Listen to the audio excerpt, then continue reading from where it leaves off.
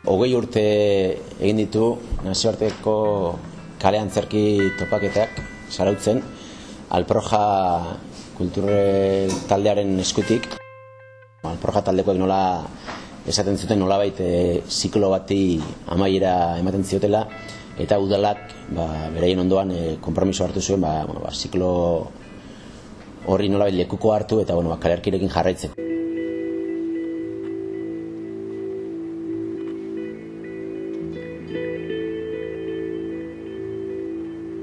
Horten udalak heldu dio lekukoari eta bidelagun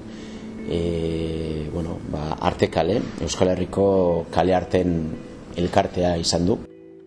Sare bat gara eta gure asmoa, lehentasuna dauka edo helburu nagusitza da kale artea bultzatzea, bermatzea eta indartzea. Alde batetik daudela enpresa banatzaileak, daudela erakunde, bai jaialdiak edo topaketak kale artean antolatzen dituzten hainbat udal, eta baita ere konpainiak. Gaur egun daude 23 konpainia, baina baita ere, esan dudan moduan, sare horretan egiten dugu lana da kale arteko konpainia guztiekin. 11 ikuskizun izango dira, 11 kale antzerki, 12 talde hartuko dute aparte, lehenengoan esate baterako kukubiltxok eta oreka teixak elkarrekin emango dutelako ikuskizuna.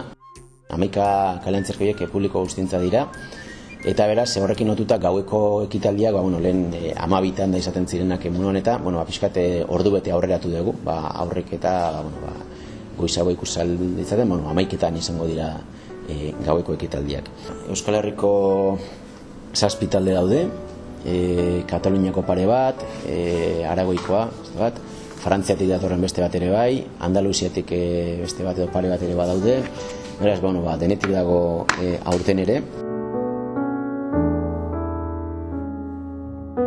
Udalak aurrekontuetan aurten 42.000 euro gorde zituen kalearki antolatzeko, baina aurreratu dezakegu 35.000 euro inguruan ibiliko dela aurrekontua azkenean.